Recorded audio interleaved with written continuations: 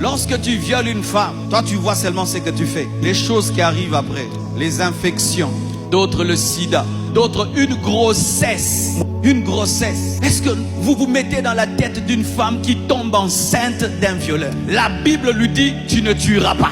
Mais c'est la grossesse de celui qui l'a violée. Elle se retrouve dans un dilemme terrible. Mais toi, tu vois seulement le plaisir que tu auras. Certaines femmes, après le viol, sont devenues des prostituées. Et on commence à détruire les ménages des autres. Et on finit par attraper le sida. D'autres sont devenues des meurtrières. Mais toi, tu vois seulement l'instant. Et Tamar encore a des problèmes. Certains au milieu de vous, vos blessures intérieures proviennent de l'injustice. Tu as connu une injustice dans ta vie et tu es devenu tellement rancunier. Et tu ne vis que pour te venger. Il y a des gens ici, ils ne vivent que pour se venger.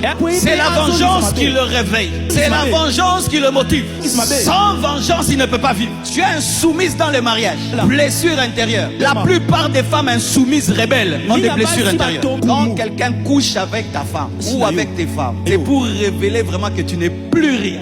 On a violé sa sœur. Lui, il a couché avec toutes les concubines de son père. La vengeance même dans la sexualité. Il y a des hommes qui utilisent leur sexualité comme une arme. Et aujourd'hui même dans la guerre de l'Est, la sexualité est devenue une arme pour donner le sida. Et il y a certains jeunes ici, femmes et hommes, qui utilisent leur sexualité comme une arme de vengeance. Je vais jouer avec les femmes, je vais jouer avec les hommes. Et Dieu est en train de voir tout ça. Dieu est en train de voir tout ça. Un désordre total. Un désordre total.